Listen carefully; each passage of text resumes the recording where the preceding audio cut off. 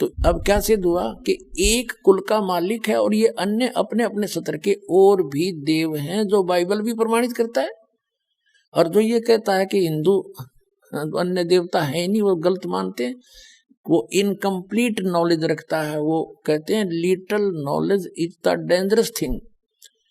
नीम हकीम खतरा जान, वो नीम हकीम है जो इनकम्प्लीट स्पिरिचुअल नॉलेज रखते हैं। अब पुण्यात्माओं, अब इस दास के प्रयत्न को ये ना समझना कि दास किसी की आलोचना करना चाहता है या किसी को हीन करना चाहता है या किसी के नबी पैगंबर देवता की कोई मान हानि करना चाहता है। दास ये चाहता है कि हजरत मोहम्मद एक नंबर के पुण्यात्मा थे और ये फंस गए इस काल ब्रह्म के। इस काल ब्रह्म ने डरा धमका के इसको जो साधना बताई, 5 वक्त की नमाज, अजान जो परमात्मा को पुकारने का बंग बोलते हैं, 5 वक्त की नमाज और रोजे, ये 3 साधनाएं बताई और इनको डट कर करा करते थे वो। हजरत मोहम्मद जी जैसा ईमान अल्लाह पर कोई नहीं ला सकता। मुसलमान भाई जितना ईमान उन्होंने उस कुरान शरीफ के ज्ञान दाता को कंप्लीट गॉड मान के उन्होंने उसको उसके ऊपर ईमान लाया, और उन जैसी भक्ति भी कोई नहीं कर सकता।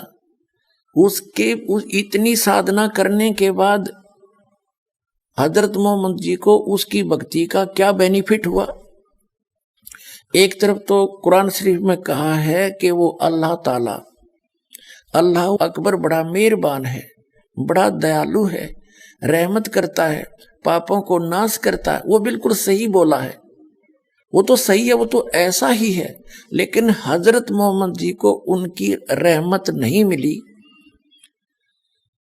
उनका लाभ नहीं मिला। उसका कारण क्या रहा कि उस अल्लाह अकबर की way of worship, method of worship, पूजा का मार्ग, पूजा की विधि नहीं है।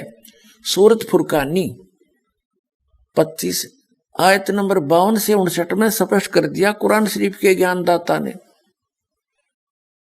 कि वो अल्लाह अकबर तो वो है जिसने 6 दिन में सृष्टि रची, 7वें दिन तख्त पर जा बैठे, वो है क्रिएटर। और उसकी खबर कुरान शरीफ का ज्ञानदाता नहीं जानता, वो कुरान शरीफ में नहीं है जो ज्ञान उसने बताया हजरत मोहम्मद को जबरील देवता के माध्यम से। उसने अपने सत्र की विधि बताई है कि मेरे सत्र की ये साधना है और इसकी साधना से पाप नाश नहीं हो सकते, जो कर्म में वही मिलेगा आपको, उसमें कोई परिवर्तन नहीं हो सकता। और यही गीता ज्ञानदाता 8वें अध्याय के 13वें श्लोक में कहता है कि मेरा जो मंत्र है ओम इति एकाक्षरम ब्रह्म व्यवहारण माम अनुस्मरण ये प्रयाति तजन देहम सयाति परमाम गतिम, कि मेरे सत्र का, मेरी पूजा का केवल एक ओम अक्षर है, नथिंग एल्स। इसका अंतिम सांस तक जो भक्ति करता हुआ शरीर छोड़कर जाएगा वो ब्रह्म से मिलने वाली परम गति प्राप्त होगी। और ब्रह्म से मिलने वाली परम गति कौन सी है? ब्रह्मलोक। 8वें अध्याय के 16वें श्लोक में कहा कि ब्रह्मलोक में गए वे प्राणी भी पुनरावृत्ति में है, उनका भी जन्म मृत्यु होता। फिर गीता ज्ञानदाता ने 8वें अध्याय के 5 और 7 में तो अपने विषय की साधना बताई कि मेरी भक्ति करेगा मुझे प्राप्त होगा, ब्रह्मलोक में आ जाएगा, लेकिन जन्म मृत्यु तेरी भी रहेगी मेरी भी रहेगी, मोक्ष नहीं हो सकता। और जैसा कर्म करेगा वैसा फल भी मिलता रहेगा। लेकिन 8वें अध्याय के प्रथम मंत्र में अर्जुन ने पूछा कि किम तत् ब्रह्म, उसका उत्तर दिया 8वें अध्याय के 3रे श्लोक में गीता में कि वो परम अक्षर ब्रह्म है। तो 8वें अध्याय के 5 से 7 तक तो अपनी विधि बताता गीता ज्ञानदाता, और उसके विषय में इसने बता दिया जन्म मृत्यु तेरी भी रहेगी मेरी भी रहेगी, यहां शांति हो नहीं सकती, युद्ध तो करना ही पड़ेगा। और युद्ध करना तो वहां शांति कहा। इसलिए 18वें अध्याय के 66वें श्लोक में कहा कि तू सर्वभाव से उस परमेश्वर की शरण में जा, उसकी कृपा से तू परम शांति को और सनातन परम धाम को प्राप्त होगा। मेरी शरण में रहेगा तो शांति नहीं हो सकती। या तो आपने दुख है भाग में तो दुख भी भोगने पड़ेंगे, और सुख है तो तेरे भाग का सुख भी मिलेगा। उसके लिए ऑप्शन छोड़ दिया है कि तत्वदर्शी संतों को पूछ, मैं नहीं जानता उसकी भक्ति विधि।